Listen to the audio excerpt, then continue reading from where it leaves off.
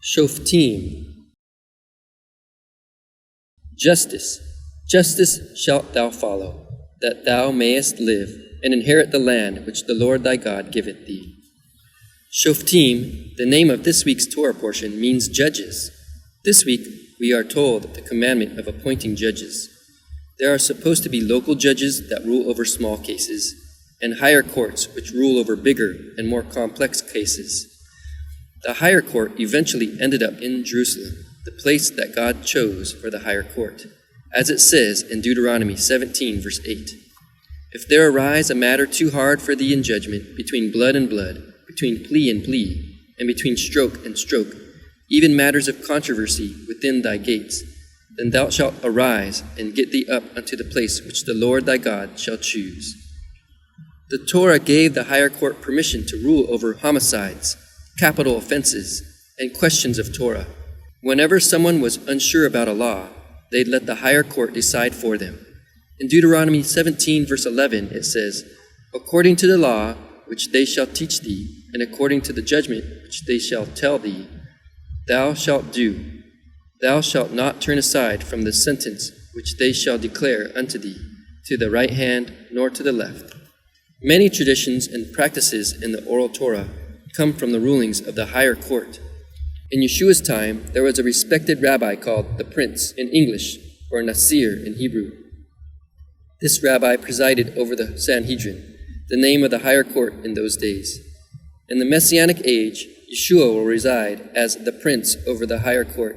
He will be the final judge, it says in Isaiah 11, verse 3 and 4. "And his delight shall be in the fear of the Lord, and he shall not judge after the sight of his eyes, neither decide after the hearing of his ears, but with the righteousness shall he judge the poor, and decide with equity for the meek of the land. And he shall smite the land with the rod of his mouth, and with the breath of his lips shall he slay the wicked."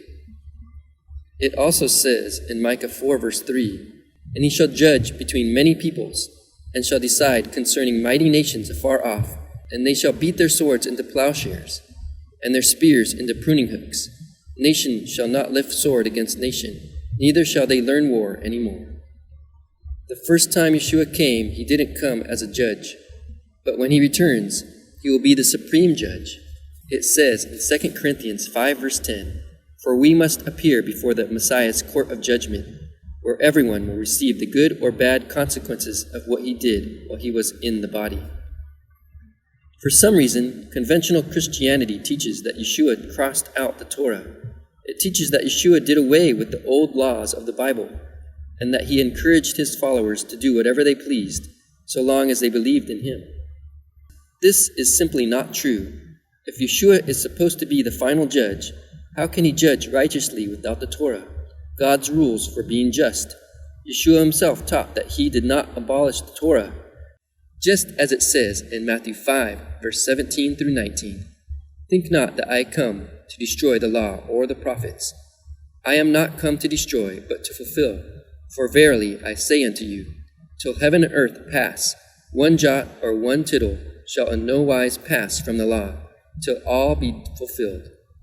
Whosoever therefore shall break one of these least commandments, and shall teach men so, he shall be called the least in the kingdom of heaven. But whosoever shall do and teach them, the same shall be called great in the kingdom of heaven." The Midrash Rabbah has a passage that seems to be the source of what Yeshua said. The Torah states that a king is supposed to write a copy of the Torah for himself, so he'll follow the laws of the Torah. In Exodus Rabbah 6, verse 1, it says that as Solomon was writing his copy of the Torah, he changed a single letter, a yud, into an aleph. This was in the verse where it says, "He shall not multiply wives for himself, or else his heart will turn astray." Solomon changed the word yirbeh, which is spelled Yud Resh Beit He, and changed it into Arbe, which is spelled Aleph Resh Beit He. This small change changed the entire meaning of the verse, and now the verse read, "I shall multiply wives for himself, and his heart will turn not astray." The Midrash states that Solomon did this because he didn't think he would be led astray by multiple wives. He thought that God gave him a reason to have just one wife, but because Solomon thought that reason was invalid, he didn't have to keep the commandment. The Midrash says that the letter Yud from the word Yerbeh went up to God and made a complaint. He said, "Master of the universe, didn't you say that no letter shall ever be abolished from the Torah? Behold, Solomon has now arisen and abolished me. Who knows? Today he will abolish one letter, tomorrow he will abolish another, until he has abolished the whole Torah." Then God replied, "Solomon and 1,000 like him will pass away, but the smallest tittle will not be erased from you." We well know what happened to Solomon and his many wives. It is written in 1 Kings 11, verse 4, "For it came to pass, when Solomon was old, that his wives turned away his heart after other gods, and his heart was not perfect with the Lord his God, as was the heart of David his father. Solomon thought he could change the Torah and still be faithful, but he was wrong." It says in Ecclesiastes 2, verse 12, "And I turned myself to behold wisdom and madness and folly." The Midrash says that Solomon said, "Because I tried to be wiser than the Torah and persuaded myself that I knew the intention of the Torah, did this understanding and knowledge turn out to be madness and folly." People today often assume that a law or rule from the Torah does not apply to them because they know the reason for it.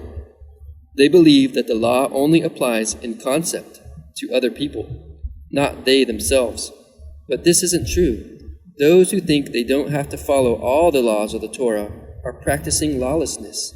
It says in Matthew 7, verse 22 and 23, "On that day, many will say to me, 'Lord, Lord, didn't we prophesy in your name? Didn't we expel demons in your name? Didn't we perform many miracles in your name?' Then I will tell them to their faces, 'I never knew you. Get away from me, you workers of lawlessness.'"